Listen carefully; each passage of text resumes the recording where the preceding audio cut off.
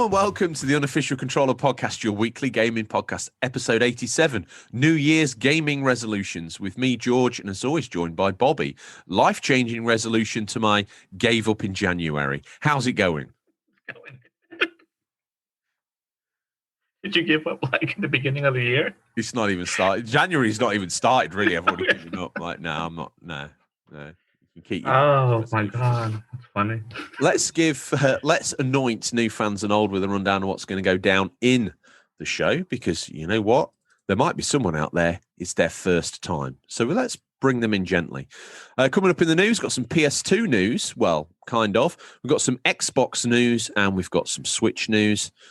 Did you know that the Switch sold a hell of a lot of units, and we're going to detail how many coming up. We seem to talk about its sales numbers every week, but there you go. The feature this week is the anointed best gaming resolutions, because I think we all need some. What we're going to do different in 2021 to mix it up a little bit, to make our collections go further, to try a new selection of games or whatever.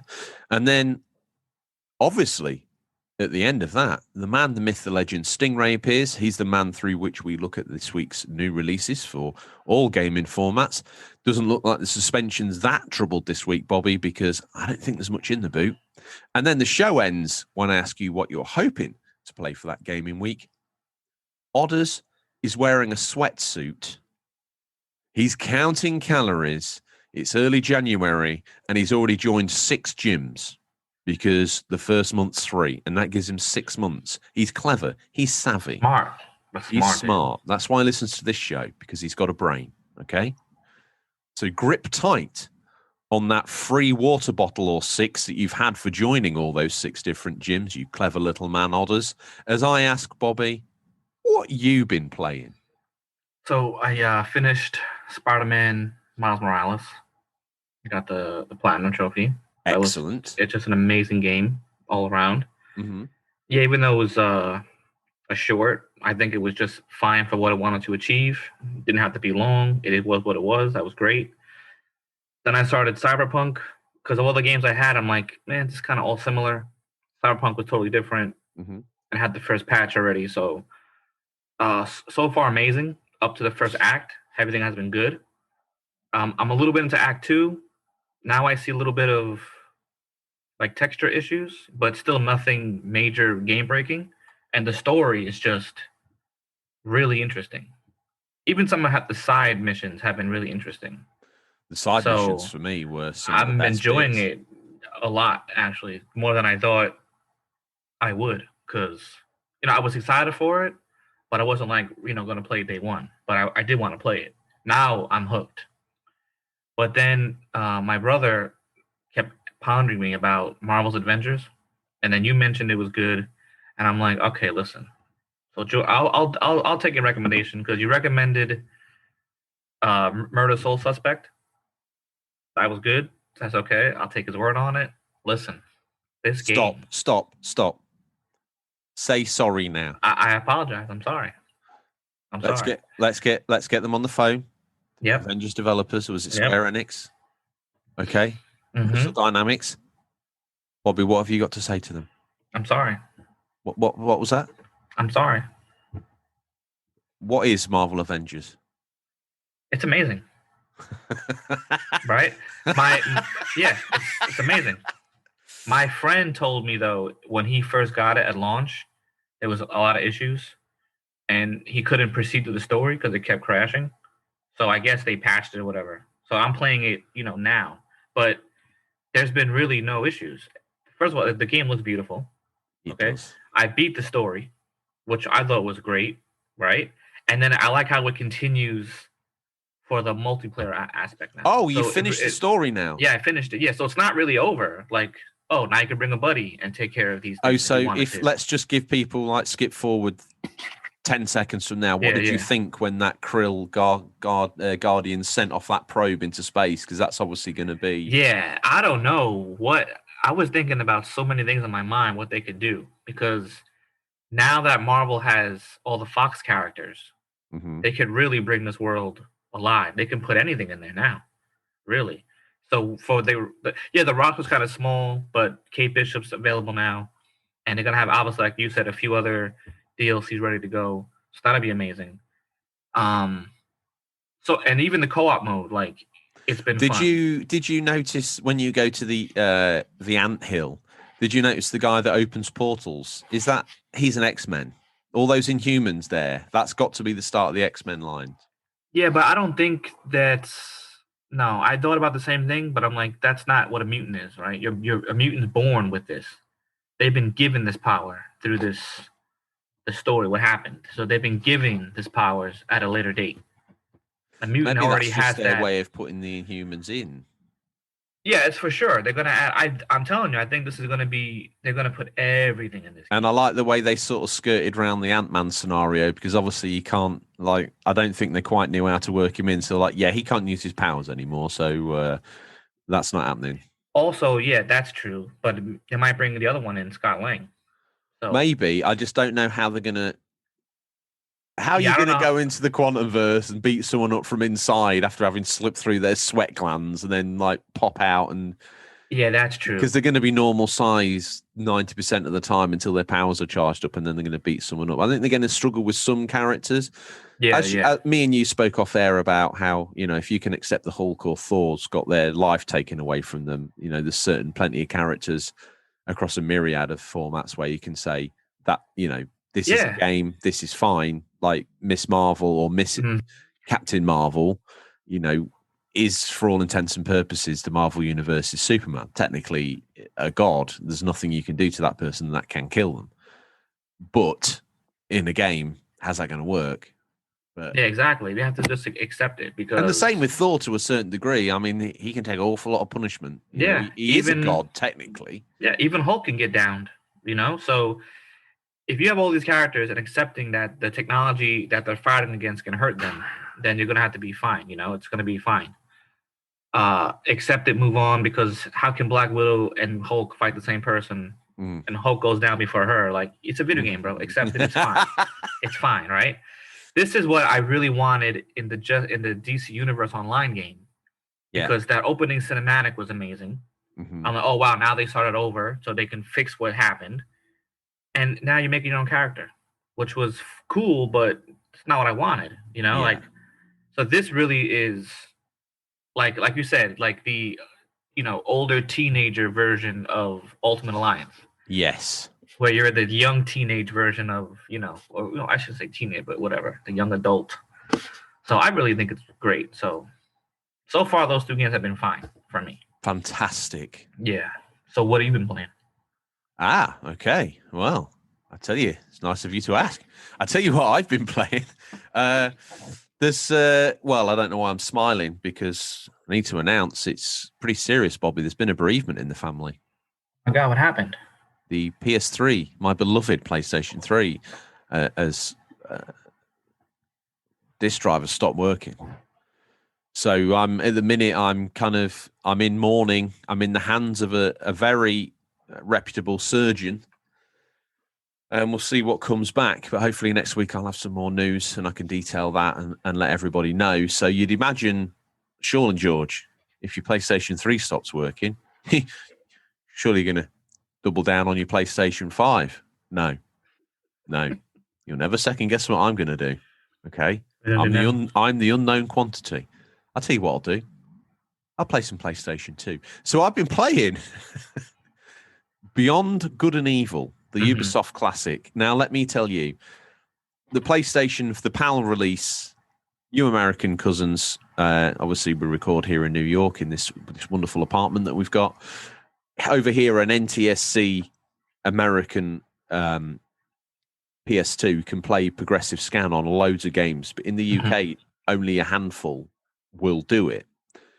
And off the back of playing 24 last week, which is a progressive scan title on the PlayStation 2 on PAL, I thought, I'm going to have a look what else is. So Beyond Good and Evil is. So bar an experiment, it kind of went on and on and on. I kept playing it. And this thing, even for a PS2 game, looks gorgeous. And the gameplay is fantastic. The acting's great. I know it's always been a little bit of a hidden gem, so to speak, and not many people maybe have played it, but everybody knows about it and knows it's good. I implore everyone to play it because the gameplay foundations still stand up now. It got a PS3 re-release and it was also physical. And I think it got a re-release on Xbox 360 physical as well. It's obviously backwards compatible. And I remember having this on Xbox 360 as one of their sort of early Xbox Live arcade, although it wasn't an arcade game, but this was how they marketed some of their sort of DLC games, so to speak, back in the day. I had it on there as well. I'm sure I did. And I'm guilty as all of them. I probably downloaded it, hype trained up to the living eyeballs, and then never really pursued it through. Other than that, I don't really think I've been gaming that much, to be honest with you. Last of Us has had a playthrough. Obviously, that's been curtailed. That game's still awesome. The original Last of Us is still absolutely awesome game. I was just playing around, then got sucked into it, Bobby. It just grabs you. It's fantastic. In some ways, is it better than the first one? Maybe. Is it better than the sequel? Maybe. I think the sequel probably does a lot more right, but the first one's got that sort of original flair. It's almost like you can't beat a band's first album, even if they do better ones. The first one's still the core of what that band was about, so you kind of feel a little bit more. It adds a little bit more credibility, I would say. It feels less sold out. But yeah, Last of Us 2 was great, but Last of Us 1, especially on original hardware, you could argue was awe-inspiring. I think that's probably it. Nice, short, succinct, what we've been playing. I believe with that done, let's blow into the conch shell of justice. It's the news. We've scoured the very darkest regions of the internet to bring you the latest stories. So first up, Bobby, what we got? The PS2 is back. Well, sorta. This custom system was being offered in a limited run of just 300 units by Super R5. Yeah, see, I forgot to type that, but they've managed Super R5 have managed to get hold of 300 original PlayStation 5s, and they've released this sort of, well, you'll see. It seemed like a good idea, but you'll see this, and they've made it look like a PlayStation 2. So yeah, as you were, sir. And pre-orders went live recently. Sadly, the process didn't go according to plan. Demand was such that the stock sold out in 20 minutes, causing the Super 5 website some serious technical issues. The problems were so bad that some buyers were charged for the console without actually getting confirmation that they've been successful in obtaining one. To make matters worse, some of the units which were pre-sold were then flipped on eBay with the 650 price tag inflated dramatically. To its credit, Super 5 said it will be identifying the buyers and canceling their pre-order. However, that gesture is somewhat moot now, as the company has issued a subsequent statement saying that it will not be shipped. It's retro-style PS5 after all, and that all the orders will now be refunded. The reason? Super 5 has claimed that its staff were receiving credible threats to their safety following the sellout of the PS2-style PS5s. Statement reads, "Last night, our team began receiving credible threats to their safety. We take these threats very serious.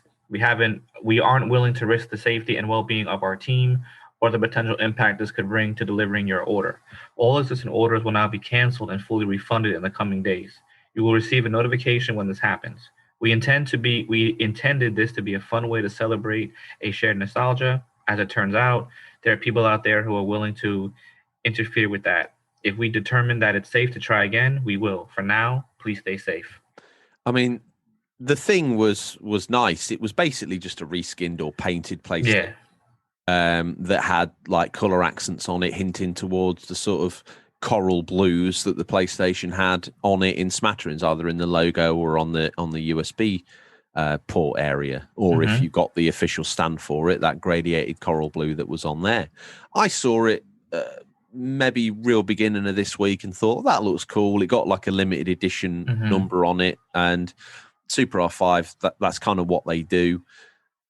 But the toxic world that we find ourselves living in has caused them to have to just stop. Now, 300 units for a specialist to take away and literally just give a cosmetic upgrade to, if that's what you want to buy, fair enough. It wouldn't be my first choice.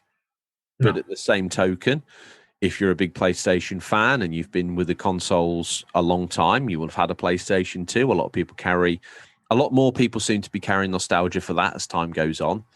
A lot of people, that was their first PlayStation, or maybe the first PlayStation they bought or took seriously with their own money.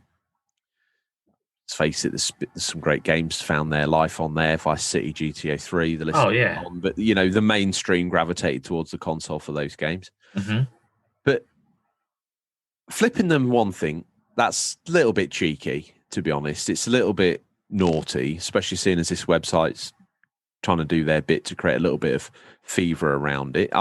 Maybe it's a little bit misplaced. People can't get their hands on one, and they had 300 they were willing to spray paint. I mean, that maybe upset some people.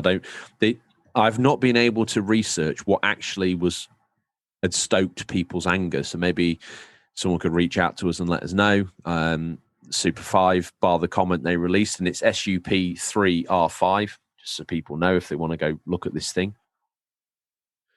They've not really been forthcoming in details, and they've not said like what the drama is. But sending, again, we're in this world, like Cyberpunk gets death threats because the game's not right. Well, These guys get death threats because they've not made enough consoles, and someone's Mardy and they want one. It's fanboys. What's going on? Fanboys is the worst thing to happen to anything, right? You have fanboys fighting over Batman versus Superman. You got fanboys fighting over Iron Man. Any video game, any media, they just want to fight for it. And if they don't have their way, it's not what they want. There's death threats. It's ridiculous. I just don't know what day it is where you wake up and you think, I'm going to send Super 5 a threat because I haven't got my hands on this console. Yeah, what if there was real action where if you're in the street and say a death threat to somebody and someone hears that, they can call the police and possibly have you arrested because what is your intent? You said it. You may not have done it, but there might be repercussions for it. Mm-hmm. On the internet, you can do whatever you want. Yeah, you can. Just go for it. No problem. Do what you got to do, And there's nothing going to happen. And you're going to be a keyboard warrior your whole life. That's all. Well, in this world of not being able to get out your house, it seems to have added like steroids. These keyboard warriors are like roided animals. They're like the Hulk. They're the most dangerous and powerful they'll ever get. Meanwhile, they're topping all this and they're sitting in their mom's basement, having a Mountain Dew with a sandwich with a sandwich from 7-Eleven. I would love to get someone angry enough who listens to this show that I get sent a death threat. That's how you know you made it. That's how you know you've made it, right? Yeah, so until 100%. I get a death threat, and I don't want Bada Bings to be like, sir, you'll get a death threat now, okay? That's not really. I want a stranger to reach out and be like, I want you dead. Like, okay, fair enough. I mean, even in YouTube videos, like, you have not the major YouTubers, but you have, minor YouTubers who just do, here's some gameplay of this game, just so, you to check it out. People write things on there too. Like, bro, he took this time to put it on YouTube just to show the gameplay.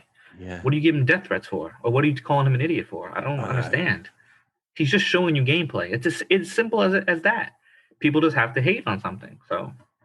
And he's took time out of his day, so that person's got something to what they've chosen to watch it. I don't know. I mean, it makes you laugh, doesn't it? Up next, anyway. That's I think we just show some light on that. It's still very quiet news-wise. Obviously, everyone's still locked down or locked down unexpectedly more so than they thought they were. So new releases have been kicked.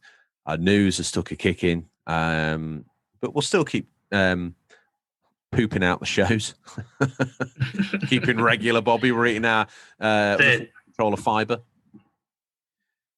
Next bit of news, Xbox news. Xbox keeps playing away. The addition of EA Play to the Xbox Game Pass Ultimate Library was incredibly well received this past November, and rumours have been rampant over the last week that a Ubisoft deal might be in line for the service.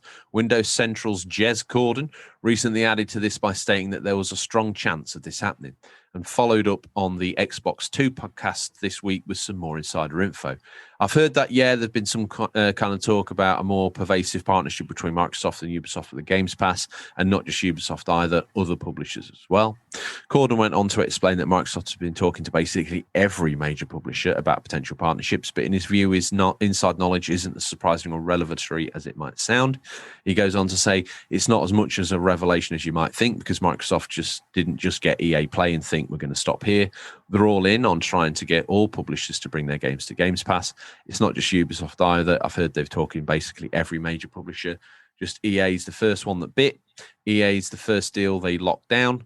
Now, do you think Ubisoft will bring an EA Play style service to Games Pass? Start the conversation on our Discord. But to get things rolling, Bobby, do you think they're going to do that? Is Xbox going to try There's some money in the background here. Obviously, they're throwing some money behind studio acquisitions. They're throwing some money behind getting people to sign up to Games Pass. In my own research, I know that I've seen all sorts of numbers trotted under my nose, but I've seen statements from Big Phil Spencer saying that it is a loss-making service. And one would imagine if they continue to add, it will be a loss-making service. Ultimately, what they're trying to do is build the ultimate service in the hope that it drives people to buy the console, as in hardware sales, also gets people to sign up with PCs to the Xbox Pass Ultimate, which technically they don't need Xbox hardware for. So it's a good methodology, but one that needs to reach critical mass before it has any sort of benefit for Microsoft as a whole. At the minute, the benefit is bringing people into the ecosystem. Once someone's in the ecosystem and they've spent a little bit of money in the ecosystem, they can't afford to leave that ecosystem and get the equivalent replicated service on another brand, Sony, Nintendo, or whatever. Even if they were to do PlayStation Now or Nintendo Now and have the same level of offering. Good thing for the Xbox community.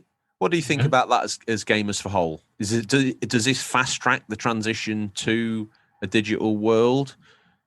Is Xbox trying to flip the script on PlayStation to make the console war about different to before? Are they trying to move the battlefield, for an example, from the air to the sea or the sea to the ground or whatever, and just totally change the rules? Is it disruptive marketing? What's your take on it, Bobby? Well, I really don't think there's a console war anymore, right? I think Nintendo's going to do its thing. Doesn't really care about Xbox or PlayStation. That's going to be Nintendo. Mm-hmm. I think Sony's trying to, now that you have the cross-play enabled for some games, so you can play, any game really with an Xbox player or a Nintendo player. That's going to help them for their online.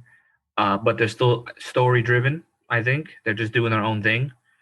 And I think Xbox sees the future of the games being all digital and just played anywhere. I think they might be nervous of Stadia, as in my mind, that may sound weird, but if Stadia is going to be successful and really push the games to the limit, then they might, surpass PlayStation and Xbox. I mean, who knows, right? I mean, anything can happen. Yeah. So I think Xbox getting all these things is good, because if you don't have all that money in the bank to buy a game every month, then this is the best thing for you, really. It's a question I asked Finster. Obviously, every week we ask people to comment on the Instagram post, and this week it was Xbox gaming resolutions, and we'll get to Finster's comment. But he alluded to something. He wants to double down and see more games through, and Games Pass is going to help him do that. But he starts loads of games, he seems to say, but he wants to, there's a president theme there that people start a lot of games, but also want to max out either 1,000G or platinum as many games as possible. And I sort of said, my one question, he didn't think this was the answer, this was the problem for him, but I wonder if you've got an online service with thousands of games on it, for argument's sake, it's probably hundreds, but let's say with thousands of games that you don't actually get hyped up to, you don't spend $50 on a game on Games Pass. You're going to get the next Halo, you're going to get the next Gears. It's all going to be free. Does that mean that you have less interest in seeing everything that game's got to offer? And is it almost like an all-you-can-eat buffet? And you pick at loads of different bits, but you never actually finish anything because you've got no invested value in it. So if you buy something physical and bring it home, you're like, oh, this is new. This is me. This cost me $50. Is there less? Obviously, you need to be a lot more focused, a lot more disciplined, but does it give you less reason to double down on one game and be less into one game because you've got loads of things to pick at? Neither is a bad choice, but it was just something that popped in my mind. I was like, I wonder if that's part of the reason that maybe he has dabbled in many things, but never, obviously he's maxed out Red Dead, which is an achievement in itself. But what's your thoughts on that? Can there be too much choice? There's never too much choice, right? You can never have too much. That's what I think. I just think depending on the gamer you are, right? If you're a very casual gamer, you want to just check a couple things out, but you don't really finish them, but you enjoy them just to play, at your leisure, that's fine. if you're a trophy hunter, and just play for the trophies, this is great because you can just knock out game left and right. Yeah.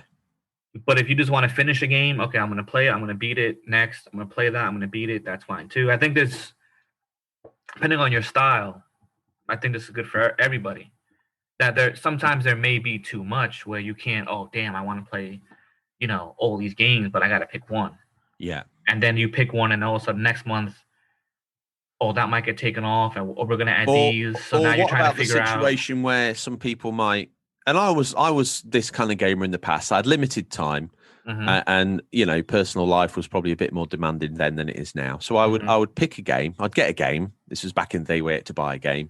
I'd get into it, hit a bit of a brick wall, and then lose interest. But by then, the month had passed, and the next big game was out, and I was like, "Oh, I want that! I really want that! I've read all the previews, and I'll get that." I'd play that for 2 or 3 weeks, hit a little bit of a wall. And most games have got a wall in them, I find, no matter who it is or what kind of gamer it is, where you hit a bit of a wall where suddenly you've reached that first enemy where you didn't beat them first time and you didn't beat them second time. So then you're like, well, I'm not going to play that tonight. I'll play it tomorrow. And now I'm the sort of gamer that will just keep playing that till 4 a.m. until that hurdle's jumped, and then I'll finish the game. But back in the day when I had little time, and I wanted to be on every hype train because it's exciting. You got the new big game coming out. Oh, crikey! For example, Cyberpunk's coming out. Oh, wow! I've read all the previews in the magazine. I've read all the stuff on the internet. I've bought this game. I've got it home. I've played through 20, 30, 40 minutes of it, maybe an hour, 2 hours, 3 hours. I've hit this wall where obviously to make the game more interesting, they've up to the ante a little bit, and I fell off the curve. Do you think that might be a situation as well where some people maybe they're not as like this show keeps me engaged in games longer because it's like I have to beat this because they're going to want to know we deliver a service. They have to know what happens at the end or what the overall arching opinion of the game is. So do you think that's also a possible hurdle? And then if Games Pass is there, that come almost facilitates that behavior of like, I don't even need to save up to get on the hype train. It's just there. I'll just download it. Yeah. No, yeah, that's a valid reason too. See, for me, even before, getting platinum, when I was younger, my father just bought games. It seemed like every week he just bought games. That's just how it was. When he passed away, my mom got me what she could get me on certain occasions. So I really didn't have that much. So I just played it from the beginning to the end. I try to finish a game and beat it. Yeah. Platinum or not, doesn't really matter. I just try to see the game through before I move on to the next one. Or else, like you said, I'll forget about it or lose interest. And then, what happened at the end of the game? I don't know. I didn't beat it. Yeah. So that's definitely a possibility. But if you just want to play the game from beginning to end, you beat it, you moved on, you go to the next game. I mean, this is perfect because how much money is it a month? Do you know how much money it is a month? I forgot. Oh, to be honest, I've forgotten. I know it's like you got the £1 sort of entry fee. Let's get the. We need to know this, don't we? So, because is it $8.99 from memory, something like that? Something like that. I don't think it's that expensive, really, and I think the Ultimate is pretty reasonably priced too. If you just want, because I like the idea that you can just get Games Pass on its own, which I think is fantastic. Assuming it's $10.99 a month, $14.99. Okay, so think about this, right? There's True Trophies. It's really an Xbox achievement or True Achievements. They have a sister website, True Trophies. Yeah. And they sent me an email, and it had my decade of gaming. So from 2000 to 2019. I mean, from 2010 to 2019, my decade of gaming. They put the price of games that I bought were almost at $12,000. And this is just based on retail value of the day one game. Yeah. So all the games that I played, they don't know if I got it for free or not. Just the fact that I played it, it registered. Okay, this game was $40. Boom, boom. So I spent almost $12,000 in 10 years on games that I've beaten. Now with the Xbox Ultimate Game Pass, you're paying $10 a month, and you could just play to your heart's content. You could play till you pass out, really. I mean, so it is a good thing. I mean, there's thousands and thousands and thousands. Well, let's say there's thousands of hours. I won't go too crazy. Yeah. Obviously, there's some short games, there's some long games, and maybe not to everyone's taste. But no matter what kind of gamer you are, if you get Games Pass, there's thousands of hours of entertainment there for 10. 100%. 100%. And I don't have a Netflix subscription. I don't have so I'm like, I would quite happily throw $10.99, but I still like to. You see, if I was an Xbox player, I'd be caught between wanting to have physical games and then just playing it on Games Pass, and I would be torn because I would be like, well, I want to buy it, and Games Pass, everyone on Xbox has got Games Pass from what we can understand and work out with the people we've spoken to on Discord. Mm-hmm. So they're not going to also go queue up day and date for a game from the shop, are they? They're not going to pay 60 quid and then have it on Xbox Ultimate as well. So think about this, right? What if there's a game that you're curious about and it's free for you? Yeah. Okay, I'm gonna try it. Even if you didn't even think you would play it ever, it's free. It looks interesting. I'll give it a go. Whether paying it $20 to see if you like it and then not liking it, right? So now let's say you get it for free. You enjoy it. Okay, I like this game. I want to get it physical. You just wait a couple months. It'll be on sale at the store. And then boom, it's in my collection. Right? Do you think all Xbox games are going to go to sale because no one bought them at day and date? I mean, no, but eventually every game does go on sale, right? I'm just wondering, as a counter there, do you think they press less copies, or do you think what happens there? I'm trying to understand the back end of it from a business point of view. I don't think they really care. I think you might get more money just from digital because you have to pay someone to make all the plastic and the paper and I don't know. I guess the coding they do. I don't know. So how much does Xbox or Sony or Nintendo get from a physical copy as far as 100% pure sale right from their store? That is digital. Well, you'd imagine, obviously, on a physical, the sales price is the same, or they charge more on digital. Now, the reason they do this is because they want, at the moment, they are reliant on GameStop in the US or Amazon or Walmart or Asda or Tesco's, whoever it is, or Game, forgive me, to be open so people can go buy these games because they need physical stores to sell them in. So they make the digital one more money. Now, you and I both know that the digital version should be far less. Yeah. But it always ends up being more because they've got to keep that relationship with the brick and mortar stores. As that moves on, we'll see digital prices come down. But they're still caught between a rock and a hard place because every so many years they need to release a console. And they need a way of getting that into the marketplace through infrastructure they don't own. So they've kind of got to keep brick and mortar stores on side because they still need to sell the hardware every 7 years. Yeah, I mean, I don't think physical's ever going to go away, despite, however digital's popular. I mean, they're still releasing vinyl. Like, my friend just sent me a video yesterday. The Batman soundtrack is on vinyl for its whatever 30-something year anniversary. Mm-hmm. Who has a vinyl record player? People do. Yeah. People still have CDs. Got one on this side of the apartment. Yeah, people still have it. So, I mean, as long as it's popular and people keep buying it, there's not going to give it away.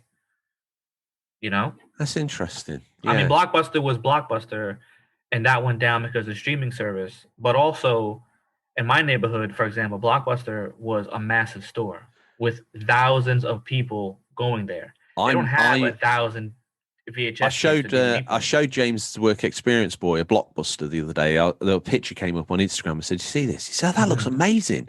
I said, "Yeah, you can go and rent or buy any of that stuff." He's like, "Really?" I said, "Yeah." He said, "Why isn't that open now?" So on Netflix. Yeah. Oh yeah, but I said you could go, you could buy or rent a game, you could get some popcorn on checkout, you could get an ice cream as well. Yeah. You could get used games, you could get new movies as well, you could get new games as well. It just sounds amazing.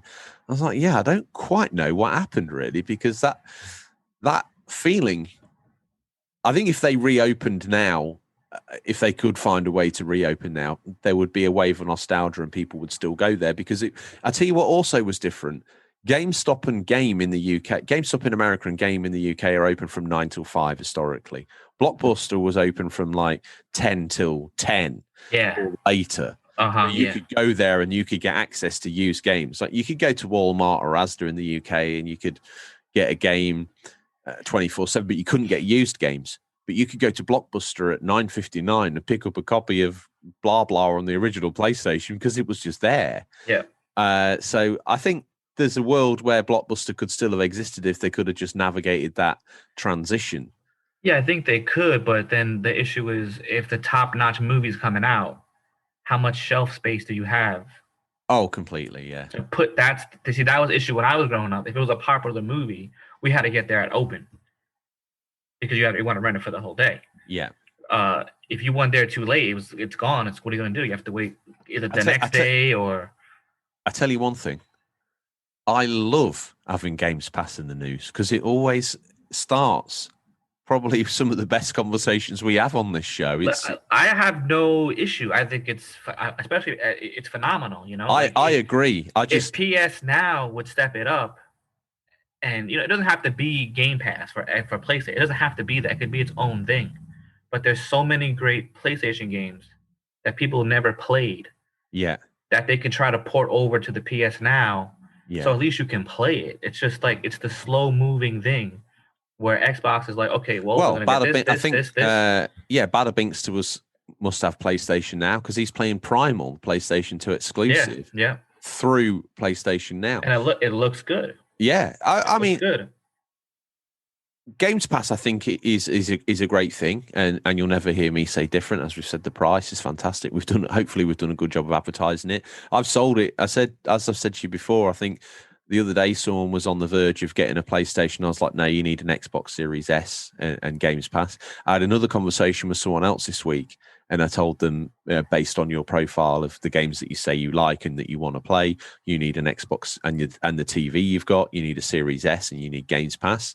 And they were like, yeah, you're right, I'm going to go get that. They had already subscribed to Games Pass on their Xbox One off the back of the £1 sign up and my conversation with them about it. And then they were like, well, we're locked down everything. Yeah, I can. How much is the Series S? And I talked them through the pricing and everything like that. So I'm actively sending people, at least on the more casual end, who have no real affiliation. Both of these people probably have had Xboxes in the past, but they had no real allegiance one way or the other. And, I'd gladly push someone down that route. If they've never dipped their toe in some of the exclusives or have any real interest in owning certain physical media or whatnot, it's a great deal. No, it is. If times are better for me, I will get one eventually because I don't dislike it or have it. Like people message me all the time, oh, you don't do Xbox games, blah blah blah. Well, first of all, I'm still chronicling Super Nintendo games. Okay, I'm in the S section, right? Who knows what year I'll get to PlayStation 2? I have no idea. I might doing PS5 posts when PS8 is out. I don't know, but we'll get there. But people are like, oh, you don't hate Xbox, you hate Xbox. I don't really hate Xbox. I just never had one to talk about it, right? Like, so even people in my logo, oh, disrespect to Xbox. But this is all the games I've had and systems I've had. I would get an Xbox. There's no doubt I would, especially the Series S. For me, as a PlayStation mainly player, a Series S is perfect. Yes, agreed. What do you need? If I don't care about an Xbox collection and I get a Series S, it's all digital and it's a decent price and I get the Games Pass, then here I am playing Halo with everybody else. I mean, can't go wrong, really. No. So I think that's where they're positioning themselves as well. If they keep loading games, I mean, it's the only console where you can, let's say for argument's sake, you take it home and you've got a massive catalogue of games to play and to show this thing off. And literally for the first sign up, it's £1 a month. I know. or $1 a month. It's obscene, isn't it? Oh, what do I want to play? Let me check. Boom. Horror, loads. Open world adventure, boom. A little platform, indies, boom. I mean, everything is there. You want to push your console when you get home. You got Gears 5 with the latest update. You've got Forza Horizon with the latest FPS update. For most people, that's like more than they could ever want. And they'll lose themselves just casually driving around. And don't forget, you're also getting access to free games like Warzone, Fortnite. You don't actually need to spend that much to have hours and hours and hours and hours of fun. So fair play. I always just like to I like to get my head behind the business angle of it because the business angle is what's going to keep Microsoft, Sony, and Nintendo in this fight for not fight, but in this vie for people's attentions for the next 20, 30, 40, 50 years. Yeah, I don't think Sony's going out of business anytime soon. I don't think Nintendo is, or Xbox, right? Sega was just unfortunate. They made some bad decisions, and then it was Nintendo. It was an Atari, Commodore 64, whatever. Then it was Nintendo. Sega tried, right? Then you had Sega, Super Nintendo. Then it was just Nintendo and Sony, and all of a sudden, boom, here comes Xbox. And it's been the same three doing things for their base of players that has just been working because they're successful. They keep going up.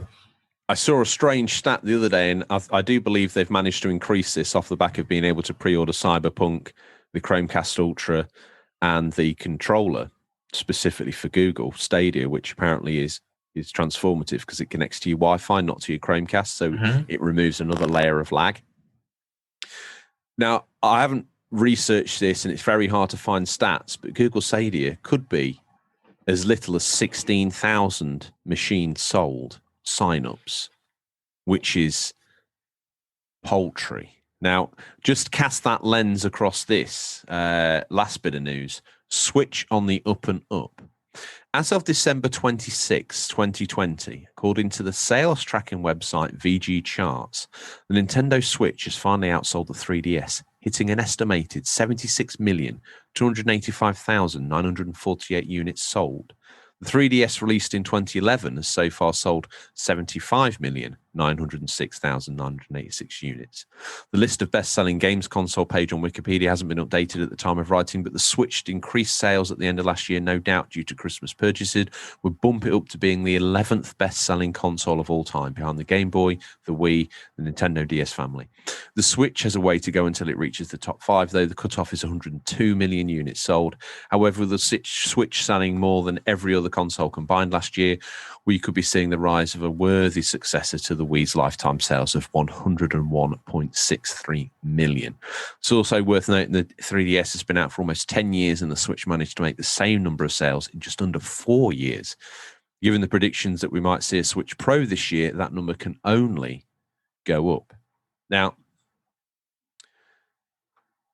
that cast a lens across Google's 16,000. Now, there's starting to be a couple of rumbles that Google might think that this abandoned this. They've had some cracking ideas. And we've talked about how Stadia is implemented before, biggie packing off your IP searches on Google and biggie packing off your YouTube packet data that comes down the line. Someone on your street's got Stadia. They're laughing because you're watching YouTube and you're getting awesome ping. But that's an awful lot of units. That's incredible. No, it's unbelievable, actually.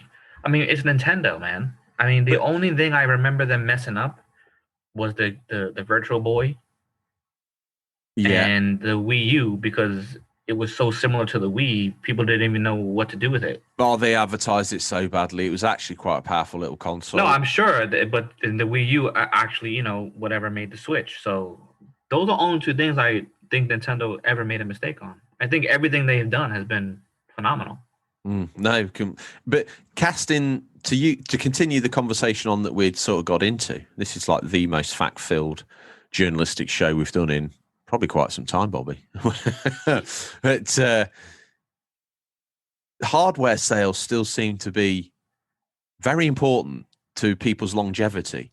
Now, we talk about the three now that are there. Microsoft, obviously, they've got millions from other investments and other bits and bobs they can throw down. Nintendo probably not quite as lucky, but they seem to have found a niche, and they're really exploring left, right, up and down from that niche in every way they can, and they're having success. Sony obviously continuing their success that they've had with their own style of doing what they're doing. How does anybody ever get a look in to take on the three big hitters now? I don't know how they're going to do it. If it's even possible at this point now. They have such a lock on the game that it would take something. Listen, even if Sega came out with some crazy new system, I don't even think that's going to work. As much as nostalgia people have for Sega, I think that would be the same as the Atari Kickstarters that we've seen. It's people. Okay, it's cool. People want the Atari. I mean, personally, I played an Atari when I was younger because my father already had one, but I never really cared for it.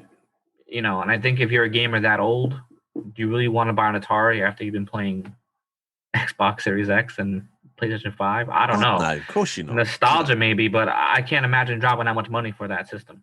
For 10 minutes, and then you're going to put it in the box and put it in the you cupboard. might as well just buy a plug and play from Walmart. At that issue, what's the difference, right? I mean, I don't understand. Or buy an original system for the amount of time that you're going to use it for, and probably cheaper too. Yeah, probably.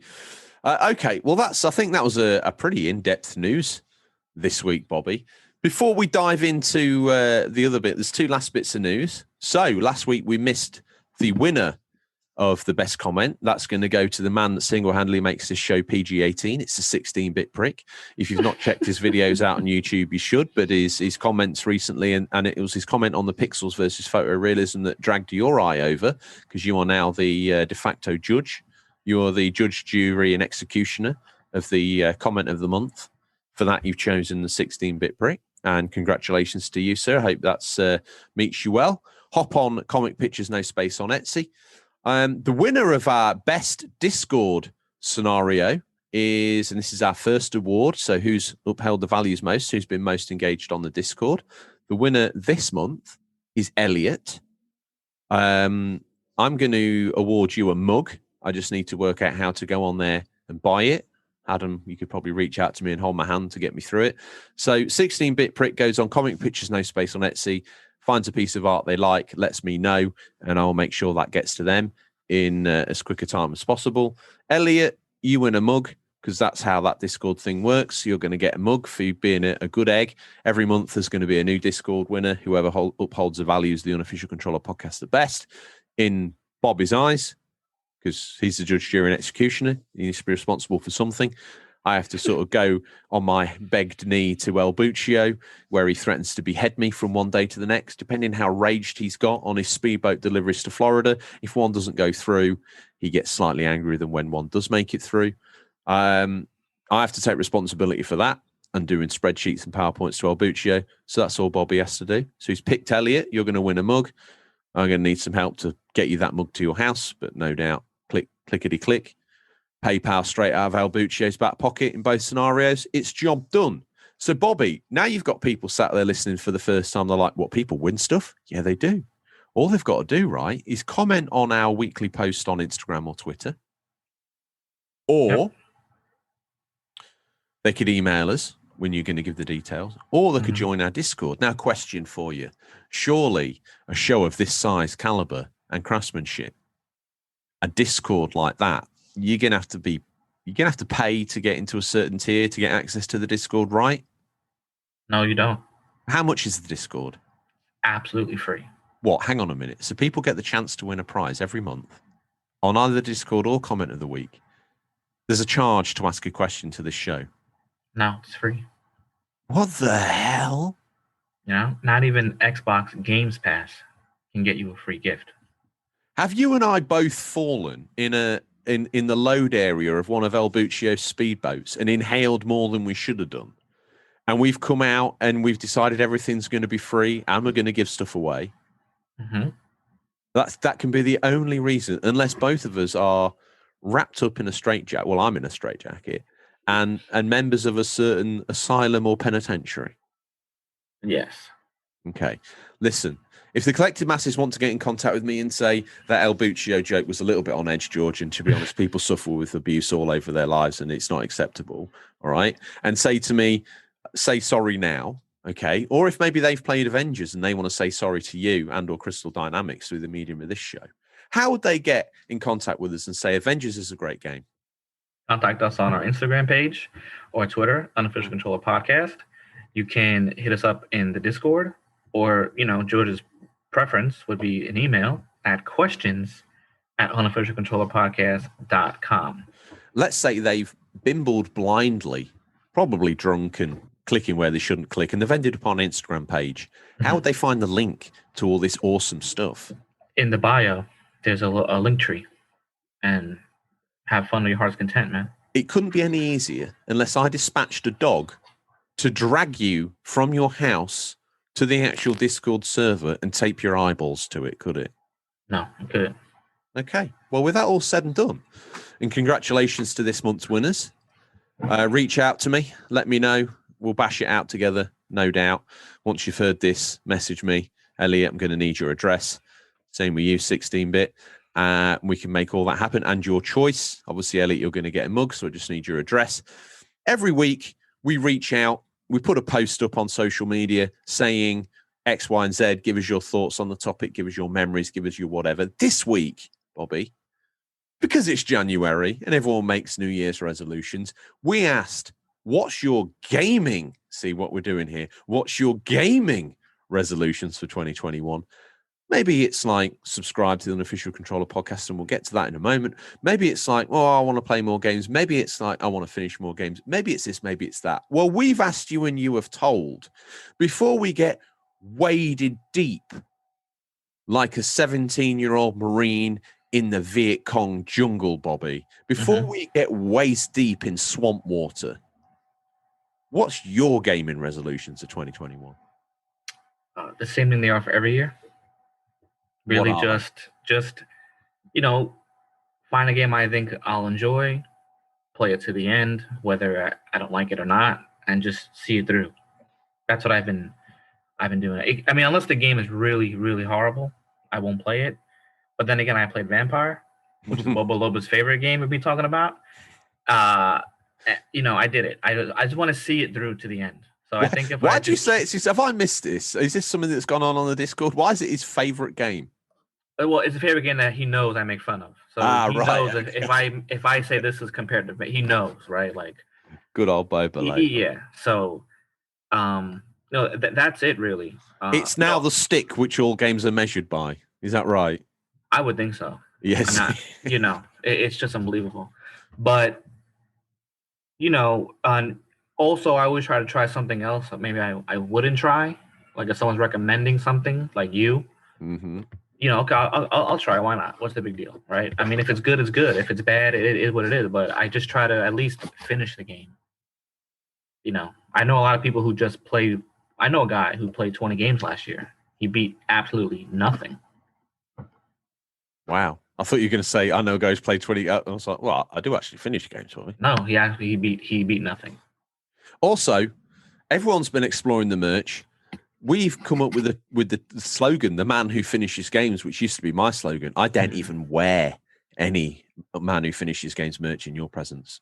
I wear it. Are you wearing it now? No, but I wear it the other day. You're a worthy wearer. I told Badabinks he should get one. He's like, oh, but you finish games though. Yeah, I know. But compared to you finish games. You try every beard style. You have 5 tattoos on every single body. you do all that spammy nonsense to unlock a platinum, whereas I just want to play through the game on the story. If like Spider-Man has been a very easy game, Miles Morales, to explore the platinum with because you kind of get it on your way. You don't have to go so far out of your way and do something really bizarre like visit Granny Smith 8 times wearing the Robin Hood hat for the platinum trophy or the achievement Forest of the Glens. I'm thinking to myself, this is just ridiculous, Bobby. Quite why you would want to do this, I do not know. But that's how you play games, and that's cool. What's wrong with me? You've got more time. That's very true. And at the minute, you seem to have the amount. I got the check-in, okay? Tom's still getting paid because legally he's got a contract clause in his contract that says he should get paid. Mm-hmm.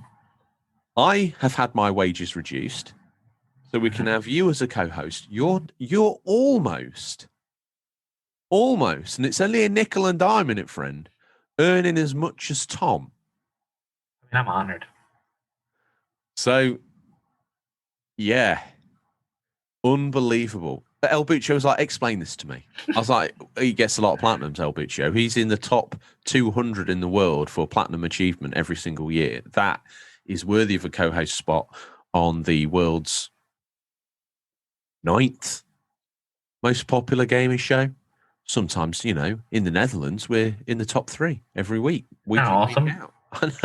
In the UK, we're always in the top 50, baby. I don't know what makes it so popular. I put it down to either your gaming prestige or the fact that Tom wants to do pantomime in Bognor Regis, where he shared the limelight with Lionel Blair, who's also his legal advice, Lionel the lawyer. Before we get lost in season 1 lore, and we implore all new listeners to go back through and check out some of the older episodes. First up on Twitter, Mr. Pumpkin. Now, in response to our post, he says, your list is good, but surely your order is one. One, you should be subscribing to Unofficial Controller Podcast at UnofficialCont1. That's on Twitter, but find us on every podcast provider you can imagine. This is basically just a sell. As if we hadn't done enough self-pops, we're doing another one. Because if it's free, you're going to have to sit through a little bit of advertising, and it's for ourselves. 2, buy more games. 3, play more games. 4, finish more games. Okay? Great comment, Mr. Pumpkin, but don't call us Shirley. Okay, that sailed me by first on Twitter. First of all, it let the Shirley comment pass me by, even though it was as large as an ocean liner saying Shirley on it in gold writing that's probably 10 foot high. It passed me by. Now, the post had a picture, a toy model of Mario holding some resolutions he had written. Mm-hmm. So go on Instagram to check that out. Buy more games, play more games, finish more games. They're kind of jokingly my resolutions. I think I need to broaden my gaming horizons. I need to probably play a bit more Nintendo. I probably need to finally... I've got the older Xbox consoles, but I probably need to get one of the newer Xbox consoles, Series S, probably, after we've hyped it all show. Mm-hmm. And get Games Pass or whatever it is. But yeah, I mean, I think I've been a relatively good boy as far as gaming is going. In my personal life, I need to run more. I need to cycle more. I need to eat less. Mm-hmm. I need to probably do some more stuff for my own personal development. Personal life, I'm doing the same as you. Like, I'm still gonna do the working out and losing the weight. That's not gonna change. No, I need to. Sometimes when you're wrapped up, doing the show and work and other bits and bobs, and you think, oh, shall I go running? No, I'll go tomorrow.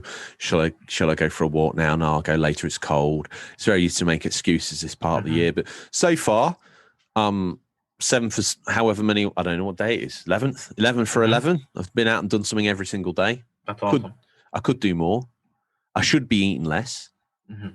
I'm eating less than I did in the month of December, only by about 10 calories. Which is not okay. Little by little, man. Well, thank you to Mr. Pumpkin. He's using Twitter as his medium of getting in touch. And if your comment doesn't make the show, I'm sorry. Keep trying. It might be next time. On Insta, who's first out the bag? We got RGT, Retro Gamer Thomas.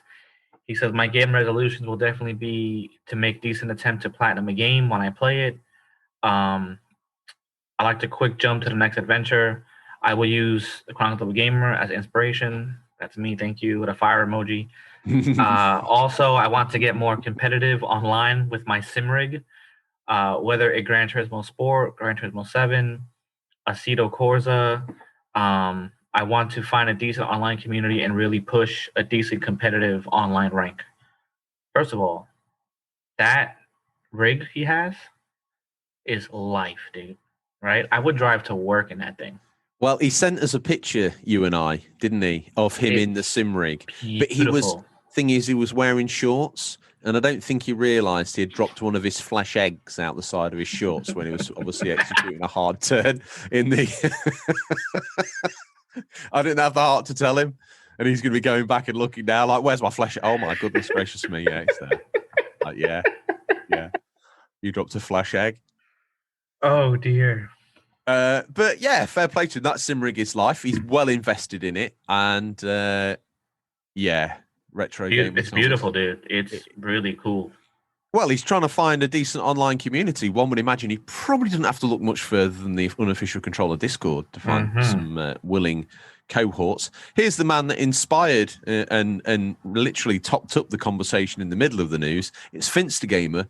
We know him as the man who stalks up and down streets of New York wearing nothing but a leopard skin thong, lifting weights as Victorian strongman, as some sort of bizarre street art that he does. He's one of those. He's out there on the ragged edge.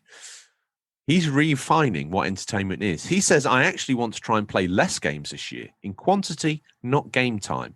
I'd like to spend more time on games that I enjoy rather than flicking through as many games as I can. I'm hoping to rely on Games Pass for new games and spend the rest of my time enjoying my favourites. In an ideal world, I'd clear my back catalogue, then just play Red Dead Online for the rest of my life, laughing till he cries emoji. But that definitely isn't going to happen with the calibre of some of the games coming out this year. You're going to... You're going to have to step up your resolutions next level. Yeah. So there's Finster Gamer. I do believe at this. El Buccio, get out of your wallet, friend, because we've got a new listener. Who is he? And what has he got to say for himself, Bobby? Game Controller Reviews. He says, actually beat Yakuza 0 and not just play the minigames forever. I listen. Sometimes I played lots of, what's the game in Valhalla? The little dice game? Oh, yeah. What is that called? Good luck making sense of that. I forgot. I love that game. Like I really medieval Dungeons and Dragons. I got it. I loved it. I also played many, many hours of Gwent and Witcher. Wow. I should have just bought the Gwent game, but why? I just, played it on the Witcher. But okay. Platinum, friend. Well, Yakuza 0, you haven't. Here's a recommendation for you. And I know it's probably intimidates you, right? Because it's been in the PlayStation Plus. One of them's been in the PlayStation Plus, so it could come to you for absolutely free. Well, I actually downloaded a bunch of Yakuza I saw for free. Okay. Yeah. I don't know which ones I have, but I have. My challenge to you, and I know that you're not going to play a game unless you think you can platinum it, and I think that's why you're a little bit gun shy of the Yakuza series. That's not true. Yes, it is. I have games I played I haven't got the platinum for. Well, it happens. My resolution to you, and I've issued you loads of challenges, and you say you're going to pick up the mantle on the game in the show, and then you never do. Okay. But my challenge to you is Yakuza series. Okay. I don't even know if you'll like it, to be honest with you. You might. I think you will, but I don't feel as strong recommending that to you as I would Avengers. But Yakuza series is fantastic. Those mini games you could get sucked into for life, and it also means that you're going to have to learn how to play mahjong if you want to platinum it, Bobby. And that's like Japanese dominoes. Oh, really? You have to play that? Oh, mate, yeah. You've got to play and finish. You've got to play and win a game of mahjong, I think, at the highest level. Wow. I can't even play chess. Yeah, you can. I cannot play chess. Okay. Well, maybe that's a game I can beat you at finally. We'll meet in the lobby here where we record the show overlooking Central Park, and I will just make up rules as we go along at chess to beat you at it. I have no idea if it's true or not. Okay. Well, luckily, this has fell right because it's my turn. We did it right. It's my turn to pick up the Italian baguette. It's Bada Bing's to retro game, and it says, I really want to play and actually complete my games and get at least 1,000 followers by the end of the year. Finally, to meet the team behind the Unofficial Controller podcast when they do their live podcast at Comic-Con, sir. And definitely to get my hands on more PS2 games, sir. Trophy emoji, gamepad emoji. Stand for the national anthem, sir. Stand up, Bobby, sir. Please, sir. And sit down for the national anthem, Bobby, sir. Sit down, everybody, yes. Unofficial Controller podcast live at Comic-Con. You want it? It could happen. Okay? Mm-hmm. You've got to play New York Comic-Con. Yeah, if you want to get on the plane, fly over here. But it's not what I meant, sir. I was hoping you would do maybe Birmingham, sir. At New York, sir, that is fine. There's a New York in Lincolnshire, so you roll the dice and see if we can maybe do one there. Maybe not. We'll find out. I'm sure it's got a pub we could borrow for afternoon. Do some prawn vol-au-vents. Whatever. Fly Bobby over. You could buy a ticket out of his wage, or we could Skype him in. Do the show that way. I don't know. Albuccio pay for mine paying ticket. Will he pay for Bobby's? We'll see. So Bada Binks wants to get 1,000 followers. Well, basically, Unofficial Controller Army, a.k.a. the unique, There's some very exclusive members in what we call the Unglorious Bar Stewards. They're like the SAS of the show. Mm-hmm. No names, no pat drills. If you're in, you're in. If you're not, you're not. You know, they exist like a shadowy force. Let's get him his 1,000 followers. Sir, I deserve it, sir, just for making George speak in an Italian accent every week, sir. Yes. Mm-hmm. One member, Comic Picture 79, he says, Days of Thunder, do it. I think he's alluding to the Forza sessions from back in the day. Maybe that's the resolution he wants me to take. He wants me to get a copy of Forza 2 backwards compatible on the I don't know where you want me or how you want me, but you want me laid out in nothing but wearing nothing but honey and a smile, says Adam, which is done. Who's next? Ginger's Game Room. What's He says, my New Year's resolution is to rekindle the dying flame with my absent father. Ginge, every week he could, he's won a prize for this now, okay? Mm-hmm. But this absent father malarkey, I've adopted you. Move on, okay? He doesn't care about you. Doesn't matter who did the deed. It's the man who steps up and does the role of father. That's what I'm doing. That's what I'm doing for you. Up next, C. Pliskin, Irish beef. He says, good question. Usually on New Year's Eve, my extended family would all write predictions of what we all think might happen in the following year. But for me, I would say my main gaming resolution for this year would be 3 things. Firstly, make a written retrospective on all Insomniac developed Ratchet and Clank games and get writing a website done as well. That is, yes. Well, if you get that done, maybe we can put some words to that and do it as a. You could become a writer for the Unofficial Controller podcast, C. Pliskin. He says, second is finding a PS5 before Rift Apart is set to come out. Thirdly, try and find a reasonably cheap PAL copy of Ape Escape 3 for the PS2. They're unfortunately not very cheap, smiling with teeth clenched emoji twice. You're amazing at emojis description, by the way. If ever I need a job outside of this show, it will be describing emojis. He says, very ambitious, but I'm aware all doable if I put my mind to it. Thumbs up, smiling with teeth clenched emoji. Again, it's 3 times vector. What do you think there about that? They all seem achievable. Yeah, I think he could definitely do it. There's some personal development in there, and yeah, hey, do you know what? Get your writing chaps out. And depending what he has, maybe you could trade for a copy of Ape Escape 3. If it's that important to him, you could, yeah. Maybe everything in there seems pretty reasonable, actually. Yeah. Who's next? Digital Monkery. He goes, never been one to go. Hang on a minute. Yes. Digital Monkery, yeah. Yeah. Why break the habit of a lifetime, Bobby? Yes, do it. New listener. He says, never been one to go for the whole resolution thing. If you really want to make a change, why wait to make it just because a date on the calendar? I agree. But I digress, and I want to participate. He says, the changes that I've made since completely stopping playing FIFA that will continue into the new year. See what I did there? Question mark. Are to carry on playing a greater variety of games, finish more of them. I finished 2 this year already, which is awesome. And get more enjoyment from gaming that I have done in the years lost to EA.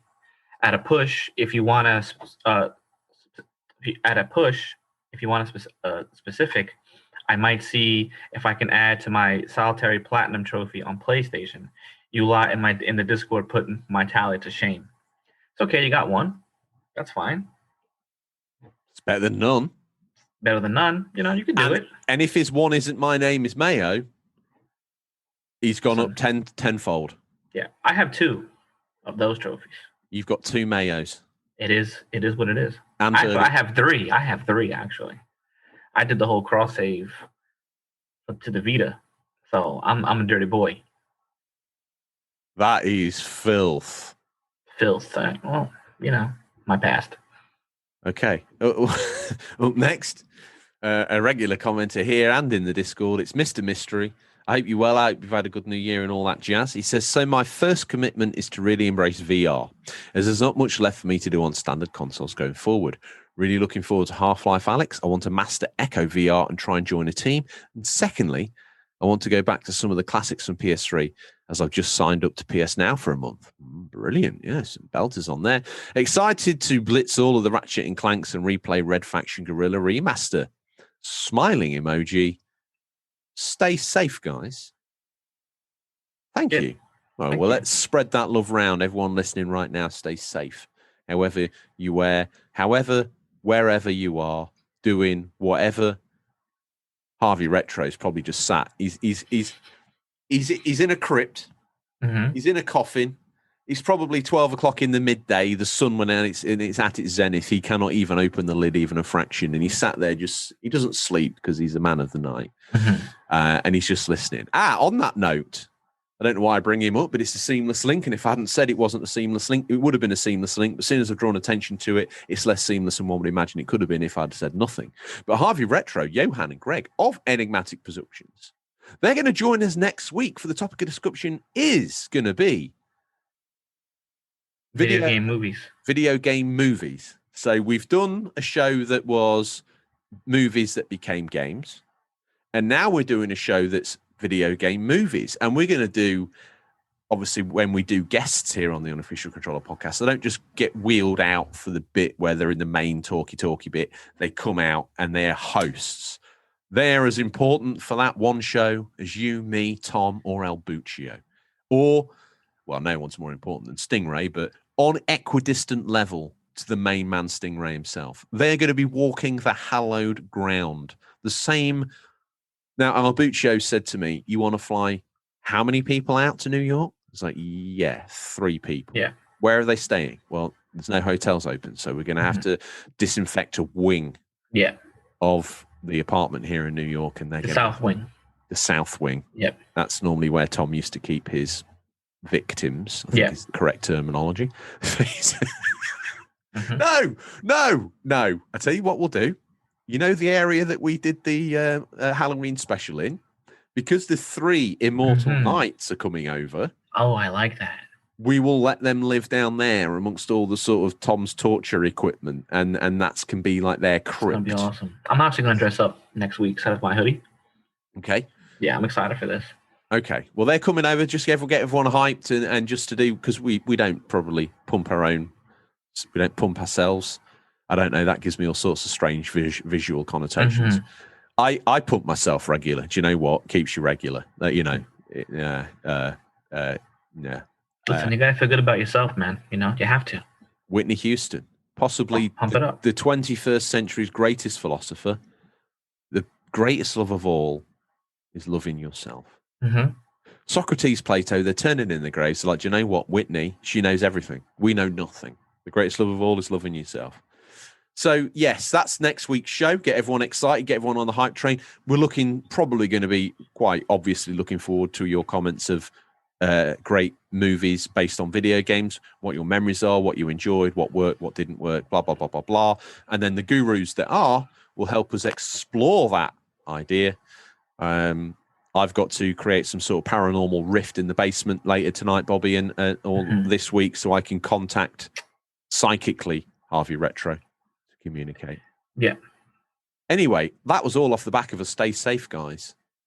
Who's next? Well, Out listen, the mailbag. We'll just do a little skip since we're talking about them. We'll just do Harvey Retro. Okay. As I talk about my upcoming Enigmatic Play video, I want to work on my NES collection, buy an SNES, and start collecting for that.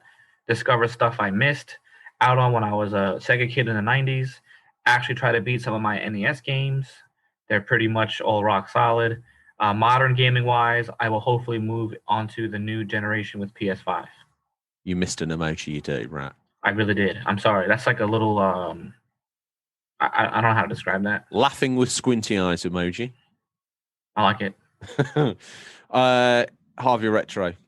He's blatantly going to land on the Crash Lad platform that is PS5 without a shadow of a doubt, and pick up some of his NES games, which is a nice niche thing to collect for, and one that has some inherent value as well. So not only that, but his future spawn, however vampire has, so whatever children he bites become his children, don't they? If you've seen an interview with a vampire, so he's going to have to nibble on a couple of kids that then forcibly adopt. They're going to end up with inheriting the NES collection. He's got all of time and space. So he's fine. Mrs. I. Now we'll let the Sherlock Holmes out there work this one out, but she's got the same last initial, as a former co-host of this show. So if you really want to imagine that possibly could be Mumsy, but I'm not going to say any more. I'm not denying whether it is or it isn't. Mm-hmm. She just says laughing till she cries emoji, thumbs up emoji. She says brilliant, and then she puts a kiss. That's the sort of thing a mum would do. Yeah, 100%. Just to show support, no idea what's going on. Well, listen, do you know what? This show, it needs support from its own mother. Quite rightly so. It's still embryonic. It's still a toddler. Yeah, I remember one time my mom saw me gaming. I was probably playing Sonic a little bit too much, Sonic 3. Mm-hmm. She came in with a glass of chocolate milk, bro. Get the energy up there, She saw me struggling on one of the levels. Wow. That's beautiful. Do you have the Snickers advert? Do you have the Snickers advert in the USA? I don't watch a lot of normal telly, but maybe you've seen a commercial. In the UK, we've got one where Joan Collins is going off about this, that, and the other, and there's some in a locker room, and the teammates are like, "Here, have a Snickers." Yeah. We have those. Yeah, that's what your mum saw. She saw you getting Mardy, and she was like, I'm going to get him. I'm going to get this dude some chocolate milk. I've made chocolate milk before. Whatever. My mom makes chocolate milk. It's better than my chocolate milk. And it's the same thing. Just mom's touch. It's breast milk. Whatever. It works. But, let's do it. You can bottle that. Right. Sell that for $1. Right. Mm-hmm. In Mad Max, that's what they're drinking, right? In Mad Max, whatever it's called. Yeah. Now, Fury Road. Yeah, Fury Road. Now, you would take lactate from a cow, which is technically cow breast milk. We drink that by the gallon, no questions asked. Sure. The idea of human breast milk is enough to make you turn your face up and say, no, thank you. I'm not drinking a pint of that. Never had it. We never. Were you straight on formula? Yep. Wow. The formula baby. That explains everything. Sure does. Who's next? Here's a man who was blatantly reared on breast milk. What's he got to say for himself, and who is it? Comic Pictures 79. This is his proper comment. He gets his throwaway comment, and he gets his proper comment. He says, I guess I'd like to double down on the team dynamic that me, Vince the Gamer, Boba Loba, and Batmill have. But if the opportunity came along, I'd love to set up a big UCP cross-play multiplayer event type of thing. A game like Olympics or that new Ubisoft thing with the bike, ski, snowboard, etc. Hey, listen. Be dope. I'm down. Set it. There's a section in the Discord for this. Set it up. Get them together. Whatever. I'm not down, but no, you're down. We'll do it. We're gonna do it. I don't like playing online, Bobby. You know me. Yeah, but you have your boys, right? You're not playing with strangers now. It's different. It's not. It's just the whole online. It's hard work. It takes commitment. How amazing would it be if you just took an hour of your time and we wreck stuff in Avengers? You want me to play with you? Absolutely, just wreck something together. I would need to get this vetted. I would need to get all your credentials. I'd get El Buccio to do a security clearance check on you. Yeah, it's amazing. Okay, all right. Who would you want me to be? To be honest, I'm stuck between Thor and Hulk. Thor's my guy for life because even before Marvel Comics, I was into the mythology. I find some of the aerial characters a little bit of I'm not good enough gamer. I don't know if it's I'm not good enough gamer or the controls are a bit sort of all over the place, but and Thor's got an element of this because he can fly, and I find Iron Man's like all over the shop when I control him, but the Hulk, he just gets down and he lays it down. That's what I love. He's so simple. Equally so, Kamala Khan. Bro, she's something else in this game. I'm telling you, dude. I had no idea. I tell you what, there's a move that Ant-Man could use. You know when she goes gigantic? If they ever put Ant-Man in the game, because obviously he can go big as well, that would be how they did that. And it's about the right size. You know, she's suddenly twice the height of all the players.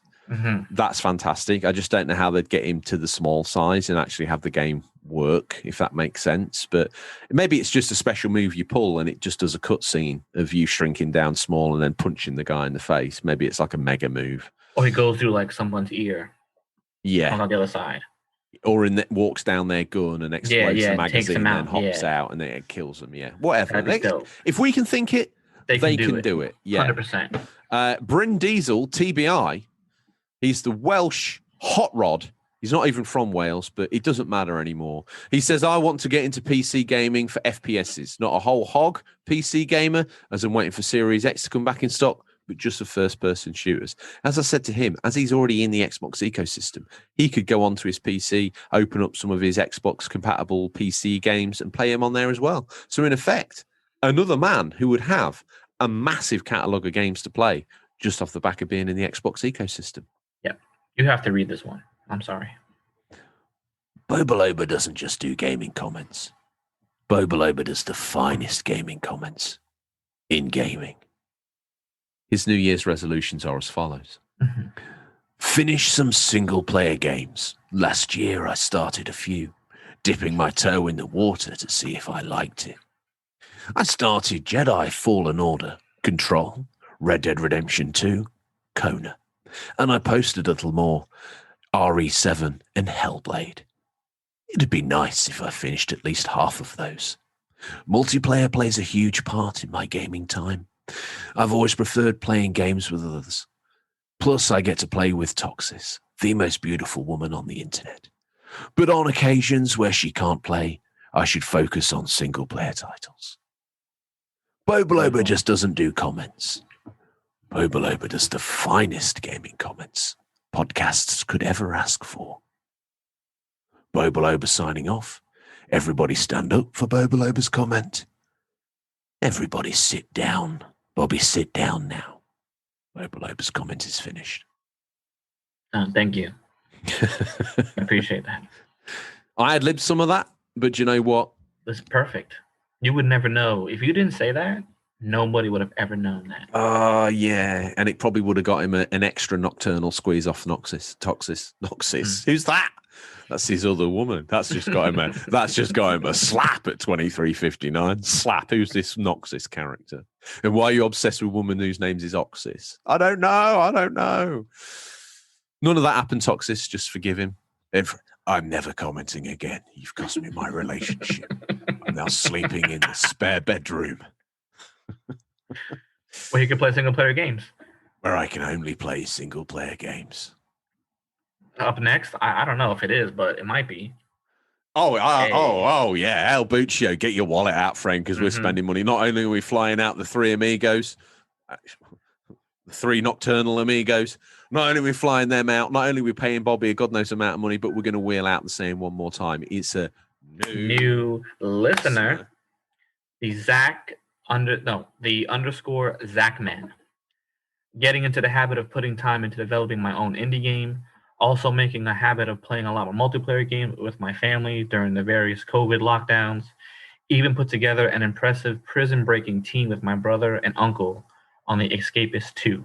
Now, that's a game that interests me, because you basically have to conform to prison life while also having to craft an escape plan. Yes, I did see this. Looks really interesting. I've got the Escapist 1, I think, and it came with the Escapist Walking Dead. And I dabbled with it, and it was all a little bit like, I have absolutely no idea what's going on, so I shall park that where I found it and move on with my life. But maybe one of my New Year's resolutions... I keep meaning, and I might start it tonight. One of my gaming resolutions is to Persona 5 Royale. Start it, excel at it, finish it. Maybe not platinum, maybe. Yes, so there you go. Second time in the barrel, the PYW podcast, they're obviously loving the transition of people from our show to theirs. Don't all leave like rats jumping from a sinking ship to this fledgling podcast. It's the PYW podcast. They spoke out. They're very nice people, reached out to me. Thank you for the shout out. My pleasure. Absolutely. We implore you to go check them out. No doubt they're recommending our show highly on their own show, because that's the way it works here in the podcasting world. But they say the 2021 video game New Year's resolution, : semicolon. Play, complete the remaining 21 games on the backlog. And they're using the : bracket. Obviously, their budget isn't as large as ours, being owned by Zutamax Media, so they haven't employed an actual emoji. They've done the hard type ASCII emoji of a smiley face. Fair play to them, I say. Bobby. You said play what? Complete. That's what you guys call it over there? Yeah, what do you call that? Slash. Stroke? You see, in Britain, we like to caress our language. I Where really in the listen. US, It's like aggressive, right? you like to slash it Yeah. up, play slash complete. So back in the day, you would say HTTPS stroke. Forward stroke, backslash, back. Oh, I don't know. Maybe it's just me, Bobby. Maybe I'm a freak. Because I was like, that's interesting. I mean, like you guys say NES and you guys say SNES. You add U's and I think it's a beautiful thing. You say tomato and I say tomato. When you say potato and I say potato. When you say coffee and I say coffee. You know, bro, been here long enough now. So like a proper New Yorker. That's what I do. You know how my mom says it's kicking off. It's kicking off down here on a coffee stand, Bobby. It's kicking off. You know how my mom says Thor? You know how she says it? You know how she says it? You can hear her saying it now. She says, Thor. Thor. I'm like, and only because yesterday I'm playing with my brother, right? And she was like, "Oh, who's Thor?" Thor. Who's Thor? That's perfect. He's like, forget Spider-Man being based in New York. You got my I'd say you're someone who needs to be Thor. Yeah, you got my mother-in-law saying Spider-Man. Spider-Man. Okay? And then you got my mom saying Thor. And horse. Oh my god, it's unbelievable. What's that guy's name? What's that nice guy's name down at the bodega where I went to get some milk on the corner? What's his name again? Because I always get confused. Lewis or Juan? It depends. It was Lewis. It was Lewis. He's a nice chap, isn't he? He is. He just tries to push you so hard on the roll with butter. Like, bro, all I want is a coffee. Like, but no, take it. Like, that's what I was gonna say. I don't want any more bread, dude. Everything is like, I'm trying not to have the carbs, and I go in there and I'm like, "Can I have a black coffee?" It's like, "Sure, dude, yeah." So he makes it, and he's like, "What about roll and butter?" And I'm like, "Oh, I don't know. I really don't." And because I'm still far too English to be a man in New York. I'm like, "Okay, then, Lewis. Yes, please, I'll take it." Yeah. And he's taking the very last cent and nickel out my pocket for this butter roll. I don't even want it, but then because I've got it and I'm a glutton, if you give it to me, I'll eat it. Even I might have just finished a whole 3-course meal. I'll walk in there for a coffee to take away, because we're half celebrities. We don't make coffees in the kitchen. We go down and we get one from the bodega and bring it back up, even though I've half drank it on the way back. And he's so smooth with the transition from the coffee to the roll. It's almost like you have to take it. I had to tell him, no, bro, listen, we're done here. I don't want this roll. You know? Then he's like, oh, you're Irish? Like, you know, in his heavy accent. He'd be like, I can't do his accent right now. But he's like, he uses Kerrygold, which is why he thinks his rolls are the best. It's Kerrygold butter. He doesn't use Breakstone or Land O'Lakes butter. He's using Kerrygold butter. Do you think that's what it is? Is that what makes his? Listen, to be honest with you, and I'm not saying it because I'm Irish. I'm just saying I just think that, and then maybe not just Ireland, maybe just the UK and Ireland as one, I think have the best dairy. That's just my opinion. I mean, I don't know what you guys do over there, but it's amazing. Well, I will pass my sincere thanks on to the agricultural division. Because it's not cheap, bro. Kerrygold butter over here. It's more expensive than the regular American-made butter. And he uses that for a roll and only charges you $1 for it. So that's great. Well, the Irish hill farmers take a lot of interest in doing the silage and having green grass for the cows to live on and all that sort of stuff. And they are in your mind's eye, they are more traditionally farmed. A lot of American mass dairy farms, the cows live in, and this does happen in the UK to some extent, but the dairy cows live in these like big barns. They never get to go out, and they just eat like cow nuts and hay and silage all day. Do you think that might be the difference between Kerry's Gold and Broadstone, or whatever it's called? But yeah, I guess so. I mean, I don't know. Maybe just, I don't know, they're more relaxed, so they produce better dairy. I don't really know what to say about it, but with that congealed cow breast milk, which is basically what what guy was like, What if we get some of that? When when I went in that field the other day, I got that stuff that we're now drinking that thing that Brian calls milk. Yeah, milk. Yeah. I shook it for 12 hours in the wooden bucket that we've got. Why were you shaking it? I don't know why, but it formed like this thick yellow paste. Like, what the hell are you going to do with that? I thought when I smash up that sort of grass-looking seed, that corn stuff, when we make bread with it, I started like basically just stretching a load of that all over it with my dagger. I just sort of slobbed it all over. Oh God, Brian, that looks a bit gross. Try it. That's amazing. I mean, that could be said for so many things, right? Like, who was the first person to be like, you know what? There's some grapes here. I'm gonna step on them, and then we're gonna ferment it, and I'm gonna be drunk.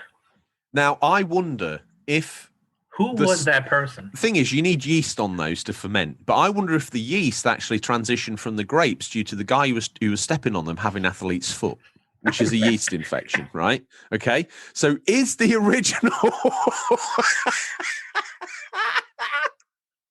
Is that what happened there?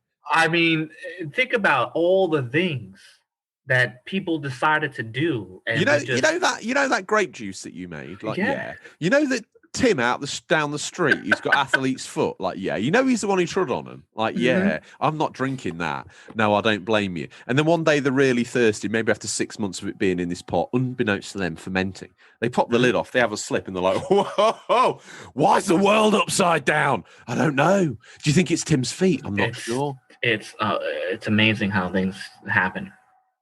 Talking of people who tread on things to take them to the next level in evolution, Stingray treads down Hollywood Boulevard and literally creates celebrities out of people that have smeared their hands in concrete, because they're not famous until Stingrays walked on their star. Okay? It's time for a peek as he storms down Fifth and Main, a quiet Fifth and Main, because New York City's on lockdown, so he's able to go at least 4 miles over the speed limit, and no one bothers him. It's time for a peek in what we affectionately call Stingray's boot, what's nestled between some counterfeit nappies and a dodgy copy of Battlefriend this week. These are the new release highlights for the week January 4th to January 10th, 2021. Listeners, these are out digital or physical, or will be by the time this podcast's in your feed, but could be region dependent. The boots popped, Bobby, and I'm looking in. There's one dodgy-looking pirate thing in there, and the usual smorgasbord of things that were already released. It's Iron Conflict on the PC, January 8th. Yes, there is only one new release this week. Yes, I've checked, and it's all I could find. It's on PC, January 8th. Fight for Glory and Iron Conflict, an online competitive real-time strategy game which features both modern and World War II aircraft and tanks, makes use of military tactics, and choose from hundreds of different units to win on the ground and in the air. My question, what chance does a World War II aircraft or tank have against the modern version? One would argue none. Seems like a strange game. By default, it's both Fowler's Mummy's Mummy. By default, it's the best game in the boot. By default, it's what Stingray's peddling to Lewis. I think this could be the only game to win every award this year. Yeah. Think about it. It's done, right? I mean, when are we going to get a release week of just one game from now till I've already December? checked next week. There's already more than one game in it. It's looking amazing. very slim, but there's still more than one game in it. To that note, Bobby, we should skillfully pick out a VHS. I don't know if I mentioned this last time, but I'm picking Hellboy. If I mentioned it before, the original. Okay. By Gil de Toro, whatever his name is. Guillermo de Toro, whatever his name is. I didn't realise he directed it, but he did. It's got John Hurt in it, a smorgasbord of other people. Yeah, that's my mummy movie. We're going to have to get our real movie chops out next week, because we're going to get judged. We are. By the three immortal ones. Yeah, and I am stealing a scarf. Johan, yes. And I'm saying it now because that's how crafty I am. He better bring more than one scarf, because I'm not going to leave happy unless I've got a signed Johan neck scarf, a Harvey Retro crucifix. I want one. And I want Greg aka nowhere near Berlin, to send me a piece of the Berlin Wall, or let me borrow Violet Berlin for the afternoon, because he's got to be named after one of those, either Gastop's wife or a slice of the Berlin Wall. There's Red Diesel. That wasn't backing up into a parking spot. Okay, that's wild, bro. Jesus. For everybody else, that's a lap of Indianapolis 500 to him. Wow. It's reversed into a parking spot. What's your VHS pick for the week, my old friend? Monster Squad. Perfect. I mean, both my sisters said they might visit me on Saturday. Yeah. So I was like, oh, what could we watch? I'm thinking, man, we haven't seen this movie since we were kids. Does that mean I'm going to meet your sisters? Or are you not going to let me visit COVID, not COVID safe? Yeah, you can sit with us, watch the movie. Sure, it's fine. No big deal. We haven't watched that since we were Can my hand linger on their leg, or am I not allowed that close? I don't think you ever want to do that with my sister, Christy. Both have one either side? Yeah, no. She's... well, I mentioned it before on my own podcast, but she broke a dude's jaw with a punch. Yeah, but everyone needs loving, Bobby. She's the Mike Tyson of no, she is. It's unbelievable. I don't even try to bother her, really. Okay. I've never been hit as hard as from her. Let me put it this way. Yeah. I'll be in my side of the area, you be in your side of the area. Yeah, dude. She's a tough cookie. Monster Squad. Yeah, I remember when I rented it. I remember watching it as a kid, but my mom was unsure because back in the 80s, there was no PG-13. So it was either PG or R, right? Like the Poltergeist, that's not really a PG movie, man. That's not, that should be PG-13. But they, obviously it's in the 80s, so they have all the actual 80s, how the kids talked, how the kids dressed, and how they actually had all the whole Universal, the whole Universal Monster Squad together, one movie. I just think it was marketed really weird because it's not really for kids, but it's too tame for like adults. They curse a lot, they say a lot of things in there, lots of crazy special effects and bloody graphics. But I just think it's a classic movie. I could watch that all the time. As crazy as it is, there's lots of plot holes. You just accept it. I don't think I've seen it, but I would quite happily. It's really, really awesome. Like, how Stranger Things, for example, in their room, they had like the Thing poster. Yeah. And the Evil Dead poster is kind of tame. Yeah. This is the 80s, kid. Like in my room, I had posters on top of posters and everything. My room was crazy with everything, right? They had a very tame room for the 80s. And it's kind of like what you think the 80s would represent in this time. Mm-hmm. This is actually in 80s. That's how we spoke. I cursed a lot as a young kid. Oh, I think everybody did. Now it's like, they still curse, but not like we did. No, I don't. Yeah, I don't think. Yeah, So this movie's nostalgia for me, it's fine. I mean, you might not like it because you might be like, oh, there's a lot of plot holes, but just accept it. It's fine. I think it's crazy enough for me to. I'm looking at the VHS case now as you've handed it to me, and Stingrays sort of like, get on with it, boys. For God's sake, I've got this one game to deliver across the whole world to the 4 people that are interested in it. Not only do I have to navigate time and space, but I've also got to rent this crap out as well. Mm-hmm.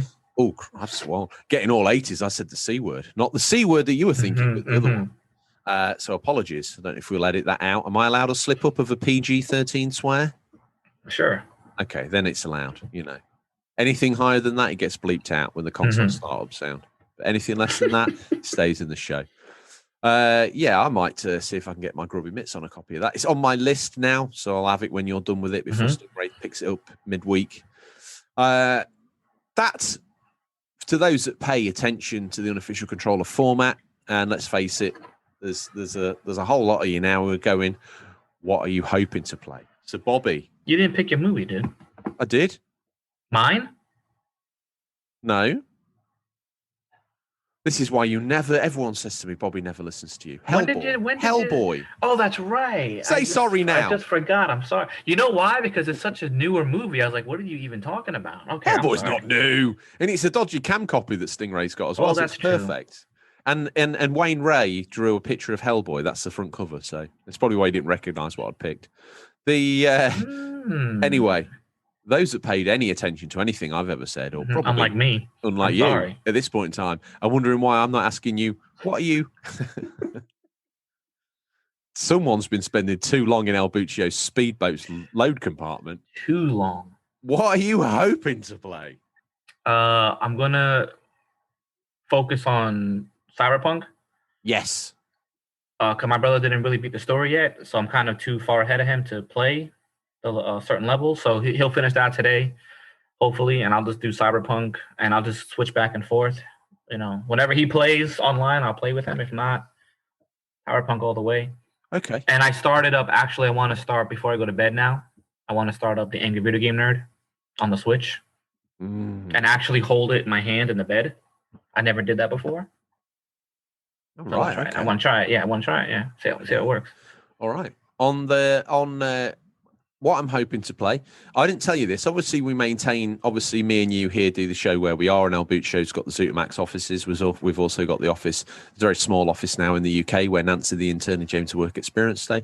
We've got Nancy the intern coming over to stay for a short period of time as well, just to take some of the administrative burden off of us. So me and her might play some more Avengers. I'm trying to coerce her into, because she's the right age demographic for Persona 5 Royale, maybe. I don't know. I'm trying to coerce her into playing that. I've much thanks to Johnny Silverhands out there. He's well known on Instagram. He's commented on the show before, and he's on Twitter. He calls himself Johnny Silverhands, but it's normally Johnny Vitals Island, as you would call him. I actually bought his red Vita off of him with an 8 gig memory card in it, so it looks exquisite. That man has got Vita in his name because he looks after his consoles like they are his own children. Vita means life, and don't you forget it. So I've got that. I've downloaded Stardew Valley on it as a starter for 10, so it might be my Stardew Valley console. I've got more Vitas than I've got hands, so goodness knows why I need another one. But when he said he was selling it, I was like, there's no one I'd rather buy one from than that man. That's awesome. Other than that, hopefully the PS3 comes out of surgery this week, and I'll give you all an update next week on where I'm at with that.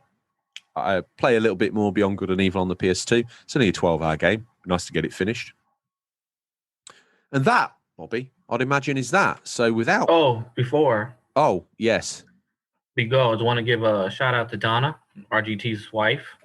The beautiful. I call her Babe. I don't know what you call her. She had a little, little hospital visit. So hoping everything works out well. I think she'll be okay. Why have I missed this? Just before we started, there was a little convo, really, really early. So I just want to make sure, give her a little shout out. Hope she's okay. Let me join in holy unison with you there, and hopefully all of. I speak for the Unofficial Controller podcast community, but let's say it out loud that we all wish her the very best, and we wish nothing but good feelings and prayers with the RGT family. Hopefully, it's nothing serious. I'll pick up that thread once we finish recording.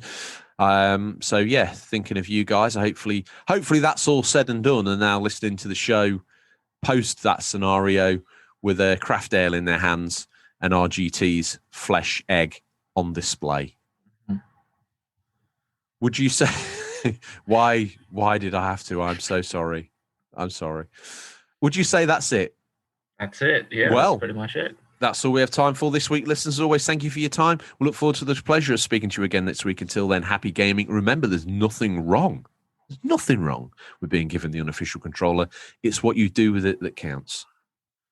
Bobby, I'll see you down the bodega for a roll and coffee. Definitely. Have an absolute belting one. I'll see you next week. See you later. Take care, everyone. Bye.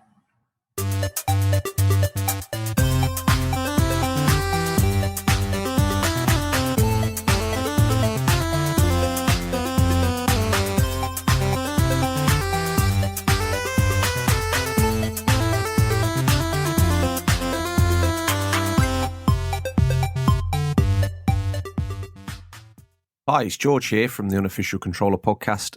Just taking a moment to, first of all, thank you for listening. It means a hell of a lot to us. Secondly, every week we bring you free content, the latest news, the new releases, a feature of note, normally something to do with games or gaming past, be it one of our history of documentaries or an insight into the industry itself, or how games have affected us as people. Well, yes, we incorporate you, listeners, into that. All we ask is that you drop a little comment on our post on social media and you can get featured on the show. Hey, do you know what? You may even win a prize. The only charge for this is £0, 0 pence, $0. That's right, no money. But all we ask is that you like, subscribe, and leave a review wherever you found this show. And if you're feeling a little bit cheeky, tell a friend, get them to do the same. We have a Discord that's free for you guys to all join in and get involved in. And the community on Instagram and Twitter is alive and thriving. So don't be a lonely gamer. Make yourself known. Thank you. And now it's time to begin this week's entertainment. Take care, guys.